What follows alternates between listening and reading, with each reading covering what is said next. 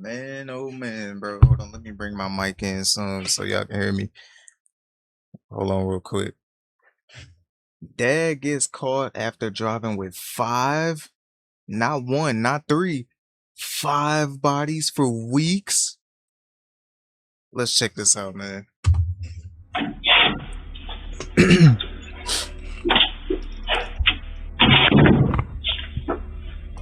Right, nobody knows where your kids are. Something happened with them. Now's the time. There was blankets and they were like half stuck to the floor from rotten flesh and so forth. There's something really wrong here. What do you describe that smell as? It was death.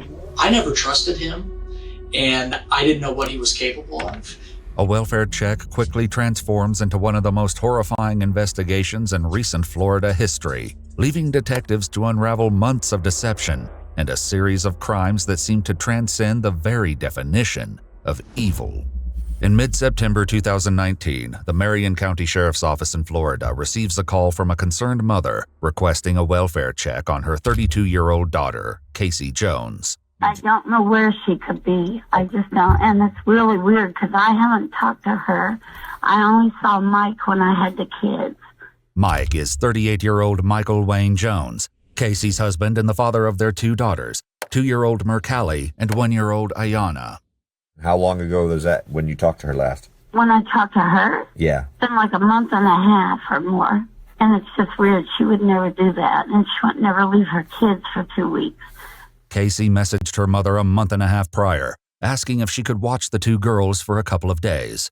However, after a few follow-up texts claiming she was sick, the visit stretched into 2 weeks, with the girls staying until mid-August. I got text message from her, like saying, how's the kids?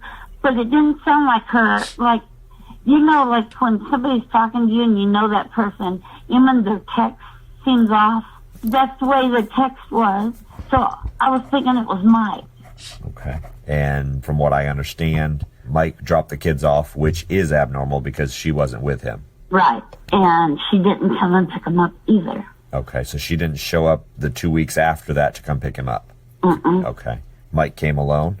Right. During this time, Casey's two sons from a previous marriage, 9-year-old Cameron and 4-year-old Preston, were staying with their biological father. They also returned home in mid-August, but when Cameron's birthday came and passed on September 12th, it was unusual that Casey hadn't shared her customary Facebook post. And that was really weird because she always posts her birthday.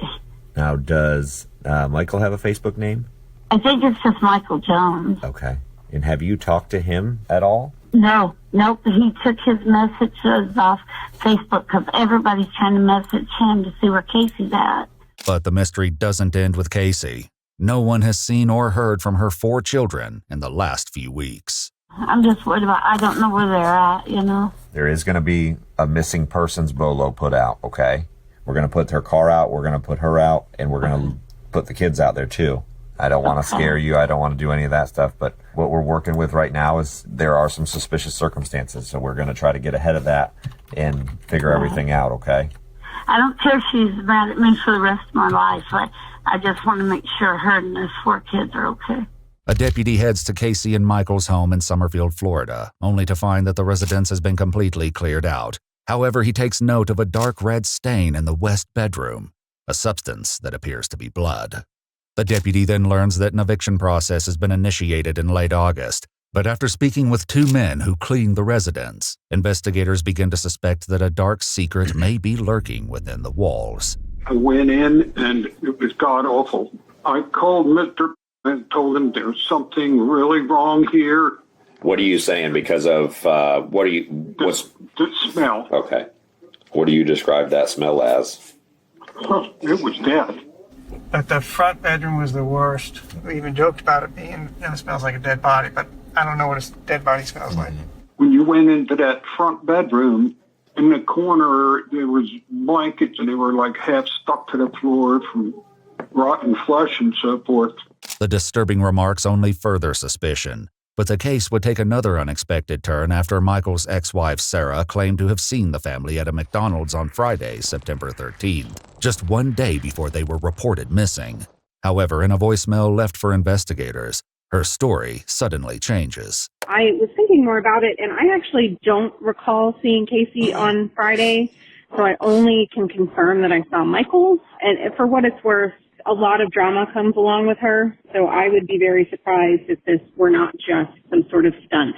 Investigators checked the McDonald's surveillance footage in hopes of verifying this claim, only to learn that the family was never at the restaurant. Detectives then confront Sarah with what appears to be a bold-faced lie. What's going on? Nothing really, at least on our end. So Michael's been here. This is my understanding of what has happened. I don't know facts about anything other than what I've been told from Michael. He told me he and I have split up. I can't take it anymore. You know, she's making me crazy. This isn't working. And kind of vented to me about the way things had been between them for a long time. Michael texted Sarah on July 11, 2019, a message that would reconnect the somewhat estranged pair. As time went on, several of his messages would convey a rather flirtatious tone, with one reading, "Hey beautiful, just seeing how you're doing." In another he writes, "Miss you guys, all four of you." Sarah, however, appeared intent on keeping the conversation strictly platonic, replying with, "Miss you too, friend." I, previous to us moving here, hadn't really talked to him much. We did not have a great situation with our split up. He was a cause of a lot of that. What were kind of things he was saying? That she's very jealous. He wasn't allowed. I mean, again, the reason he wasn't really allowed to speak to me for that amount of time was because she was jealous. That she's manipulative and a liar, and that her mother is crazy. After Michael reconnected with Sarah, he would go on to help watch their 3 shared children while she was at work. During this time, Cameron, Preston, Mercalli, and Diana were all on extended visits with family members. He told me on Tuesday that he had found out from his landlord that trailer's basically condemned, like not set up correctly, nobody should be living there. So he got all his stuff out, put what he could in a storage shed, and then came here. Michael has been staying at Sarah's for the last 2 weeks, beginning around late August. But at this point, the whereabouts of Casey and her 4 children remains a complete mystery. The detective then goes on to confront Sarah about her inconsistent claims of seeing the Jones family on September 13th, an account she now admits was entirely fabricated. Why? I think I panicked. So I saw the message at like 4 o'clock in the morning. Huh? I was asleep when it came in. Okay. And I went to him, I mean, based on our history. You went to your... I went to him. He was Michael. sleeping in the boys' room. Yes. So you went to Michael. And I said, why is the Marion County Sheriff's Department trying to contact me? Like, what is the deal? And he didn't seem to have any clue. He didn't understand what was going on. I had also had a message from his mom last night about, have you talked to Michael? And I'm like, oh, like, anybody's asking me. Like, nobody knew he was staying here, but I'm like, nobody should think to ask me. Like, anyway. But the detective is still unconvinced of her story, and Sarah finally comes clean. You said you panicked, but you had to have a reason to make up that story. What I don't understand why you made that up. I think in my head, I didn't want to get in trouble for him being here. It seems like almost like a ploy to not us to look for her. You see what I'm saying? Like, Okay, to me, that's what makes sense, and that's what makes sense to Detective Bartlett. So I'm just curious, like, how does that come up? Other than Michael saying, like, just say you saw me Friday. Does he tell you to say that? He did, yes. When I ask you why don't you just say it, it's because he told me to say it. Yeah. So it seems like you're still not being fully forthcoming with me right now. I really am trying. I really am. He wrote down a couple notes that he took with him, just like, say you saw me Friday. And then what does he say? He just said something about, we met at the McDonald's on Friday in Palatka. And so when I came back from that, I said, you need to get in touch with them. Like, I'm freaking out. I don't know what's going to happen. They're going to think you did something to your wife, because we all listen to true crime podcasts. And he's definitely not here. He's definitely not here, no. Michael told Sarah he was heading to the police department to clear things up, and he left a voicemail for one of the detectives. Yes, hi, this is Michael Jones. I've been heard through the grapevine, actually, that I'm trying to contact my wife and I. I am not in town right now. I could be there late this evening, or probably more likely early in the morning. Come to your office and speak with you. You can give me a detailed message whereabouts that is, and as far as what office. You could probably be there as early as 9 o'clock tomorrow morning. Thank you. But this meeting would occur much sooner than anticipated and under the most gruesome of circumstances. On the evening of September 15th, just one day after Casey and the kids were reported missing, Michael crashed his car across state lines in Brantley County, Georgia. Whoa. He alerted the local authorities, where the responding officers instantly took note of a putrid smell emanating from the van. Michael, in response, offered the twisted reason as to why, stating, "You may want to go ahead and put me in handcuffs because my wife is dead and she is in the vehicle." Tragically, investigators would quickly locate the mother's lifeless body exactly where Michael said she would be. This chilling confession lands him in an interrogation room with the Georgia Bureau of Investigation, where he begins revealing the brutal details surrounding Casey's death. But as disturbing as his account already is, one haunting fact remains. Her 4 children are still missing. So I've been married to Casey for 2 years now. Been with her about going on 5. Bro, don't tell me you did nothing to the children too, gang, bro. Listen, bro, listen. Come on, bro. And it's been up and down the last couple of years, been up and down, just as far as trials and Marital problems. yeah. Just straight out, just nagging and poking and prodding of me verbally. She wanted to see my cell phone. So but it's not in the cell phone, but, you know, do what you want. She's at this point in my face, trying to go to sleep. I got up from the bed, went to the chair. She went over and put the phone in my face, just saying things to me that weren't true. What was she accusing you of? Anywhere from me being unfaithful to me being, planning stuff as far as my ex-wife coming down here and she shoves me and then I push her on the bed. I just kept telling her, leave, you just need to leave. We have, a recliner in the trailer and she, grabbed behind it, had a bat, and I grabbed it from her and pushed her and she punched and hit me as I started swinging with the bat. Bro. That's what killed her? Yes, sir.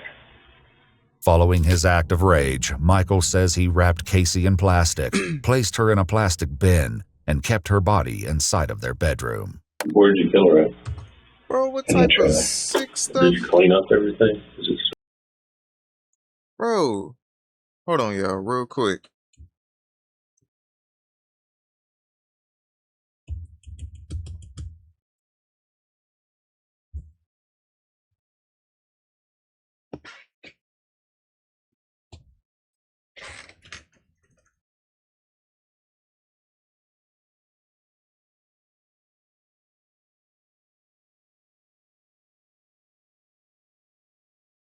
I don't know what was wrong with my keyboard, yo.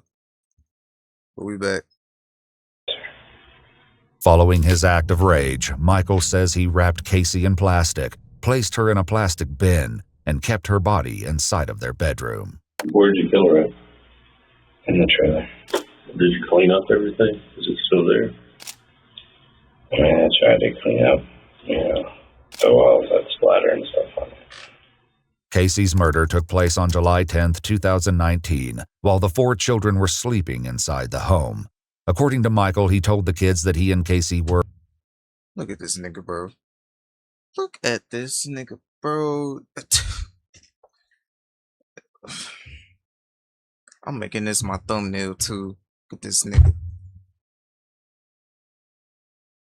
Quote, taking a break whenever they would ask about their mother. And just one day after the murder, Michael sent a text to his ex-wife, Sarah. In my experience in the last... Bro, he just got evil written all over his face, especially his forehead. After the murder, Michael sent a text to his ex-wife, Sarah. In my experience in the last 4.5 years with her and her mother, this is probably blown way out of proportion. Mm-hmm. I don't believe anything has happened to her. I think she's sitting in a hotel with her 4 kids somewhere, probably laughing at everybody. The whole time this is going on, are people asking where she is? Or? Not at first. Wasn't for a few weeks here and there that her mother would ask where she was or whatever, and then I would drop the girls off, like I said, with her into land every once in a while. But yeah, I mean, people would ask every once in a while, and I had her phone, so I would say, hey, I would talk as her basically. Michael says he eventually put Casey's body in their van, driving around with her, quote, on and off. Sarah would come to this sickening realization after learning what she believed was impossible.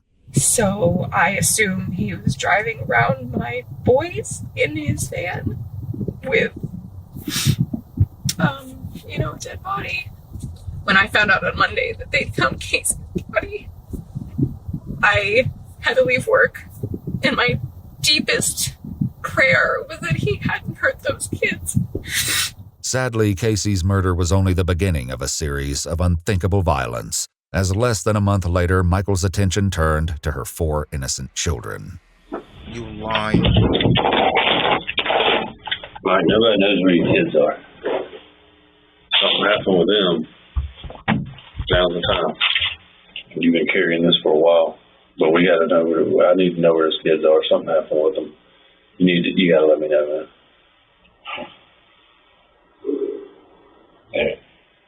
They're all gone. All 4 of them? One day I just realized, school is starting. The boys are school age, and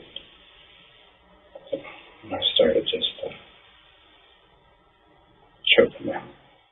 Bro, you fucking lying, bro. Oh, you lying, bro. You gotta be lying. You gotta be capping, bro. You gotta be capping, bro. No way you did this to these little children, man. The hell is your problem, bro? I started just choking out. The interrogation is temporarily paused, but Michael would be in the same chair just hours later, detailing the horrific murders of those he was supposed to protect. I strangled Cameron in his room. I was on top of him. In the bed? Yeah. And then, did he say anything? Did he pulled him to the ground and just kept holding on until he stopped moving. You strangling 9-year-olds, bro? Bro, like... Did he scratch you? Did he injure you? Was he kicking around or anything? It's kicking, yeah. Okay. How long did it take? Seemed like forever. Was he on his back, or was he facing you? No, face down. Face down? Face down. Did you use your hands, or did you use your knife with hands mainly? Okay. Yeah. And then I think at one point he was on his back, and I put my knee into his chest. Did Preston hear what was going on with Cameron when it was going on? Did he wake up? No. Preston was sleeping just feet away during his older brother's murder. Michael placed Cameron's body inside of a suitcase, leaving it in the trailer. The next morning, Preston woke up asking where his brother had gone. Tragically, it would only take one day for the siblings to be reunited. Preston was the second one. I put a zip tie thing around his neck, and then I put him in the tub. And then how soon after that did you decide you're going to go ahead and put the zip tie on Preston? I grabbed him from the bed the next night. He was asleep when you went in? Yeah. The way it happened with Cameron, I figured that, my hands were hurting, and I clicked in my head that I had zip ties somewhere. Took him off the bed and took that around put it around his neck, and then brought him in the bathroom. Michael held Preston underwater, killing the 4-year-old. Investigators would later speak to Cameron and Preston's father, telling him the heartbreaking news. Oh, he didn't even get his birthday. Did they make it to school? Oh my God.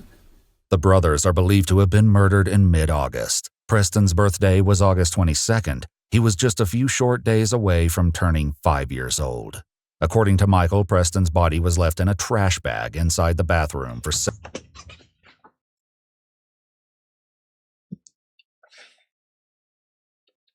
old. According to Michael, Preston's body was left in a trash bag. Oh, you evil. My boy was... Nah. A fucking trash bag, nigga? Yeah, bro. inside the bathroom for several days before he placed the boys in separate plastic bins, with Cameron still enclosed inside the suitcase. Hey, jingle bells, jingle all the way. Oh, what fun it is to ride in a one-horse open sleigh. Yay! I gotta ask, what were you trying to accomplish, do you think? Just trying to... In a text sent just 1 month prior to Cameron and Preston's deaths, Michael reveals his hostile feelings toward the boys, writing to Sarah, "I will be honest, I hate these two boys. I hope she takes them soon." However, Michael never expressed these thoughts to their father, who tells investigators that his most recent interaction with the suspect was unusually cordial. I never trusted him, and I didn't know what he was capable of. So when I had picked them up first from the mall to bring them back to Georgia to spend my 2 weeks with them, Michael got out of the van, and it was really shocking, sir, because Michael had this huge apology. He's like, never let somebody like this around your kids. Never. I can't even talk right now, bro. I just want to apologize, for believing everything that Casey's said about you, about how, you apparently abused her every day and you hit the kids and you did this and that, when clearly I know that wasn't true, and I know the kind of woman that she is. The part that was weird, sir, is he was really cool with me, like he was my homeboy or something, like we were best friends. He was like, but I want you to see your children more. I want you to do this and that. And so I'm thinking, man, this is great. I'm thinking something, at least he's normal or halfway is normal, and we even hugged. He shook my hand. It's almost like that was his apology for everything that he had done. And here I was, I took it hook, line, and sinker, because I'm a forgiving guy. Michael admits that he wanted to turn himself in for all 3 murders, even sitting outside a police department with Mercalli and Ayanna in the car. Instead, he drove away, a decision that would seal the fate of his 2 youngest children, starting with 2-year-old Mercalli.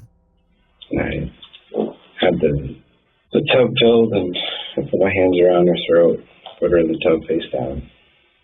And the same thing with the baby. Same day? Yeah. Immediately after? Yeah. So at the point you decided to do this, were you angry? I just was at a point of no return, I guess. Look at me, Michael. Who's that? Who's that pretty thing? Was that you? The murders occurred shortly before Labor Day weekend at the end of August 2019. After killing Mercalli and Ayanna, Michael placed the girls together in a plastic bin and put them in the van alongside Cameron and Preston. However, the children were not inside of the car when Casey's body was discovered. But detectives still have one final question for Michael. Was it all about just at that point just trying to see if you could get away with it? Is that trying to stay out of jail, or was it? Do you think there was some sort of emotional aspect to being so mad at her for treating you the way she did over those last few months? Walk me through that a little if you can. I don't know. It's a little bit of both of what you just said. Right. There was an aspect of them being part of their mother, and I didn't know what to do as far as I just could not open my mouth. I couldn't make that step to say, somebody help me. After crossing into Georgia on September 15th, Michael says he disposed of the children in a wooded area shortly before the crash. He would lead investigators back to the scene, where all 4 bodies were recovered. When asked why he didn't dispose of Casey's body, Michael offers no explanation, telling detectives that he doesn't know. I didn't want her to marry Mike. I knew something was wrong, but I just couldn't pinpoint why I didn't like him. Michael was charged with 4 counts of murder in the first degree and 1 count of murder in the second degree. According to court transcripts, Michael's defense argued that he suffered from delusions and delirium, citing statements. What the fuck? But what the...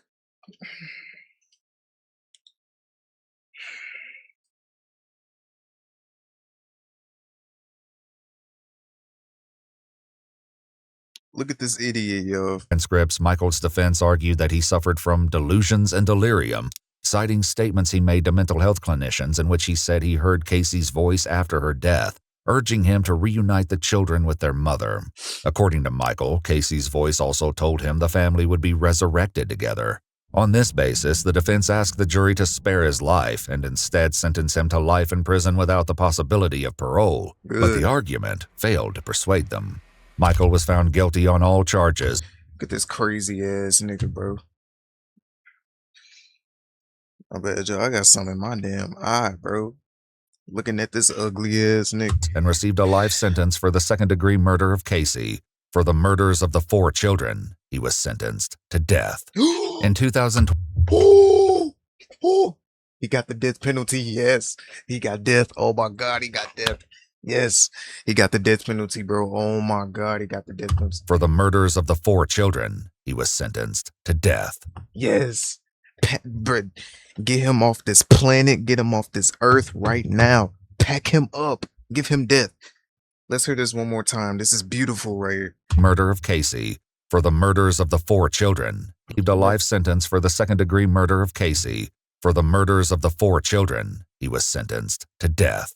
In 2023, Michael appealed his first-degree murder convictions and death sentences. However, the ruling was affirmed in 2025. He is currently being held on death row. Watch our full videos as they were originally made. Yes, this was beautiful right here. This is well deserved. Death, yes, yep, beautiful. Y'all let me know if y'all agree as well. Death penalty, yes. You know what I'm saying? But that's the end of this video. Hope y'all enjoyed it. Let me know what y'all think I should react to next. And with all that being said, I'll see y'all in the next one.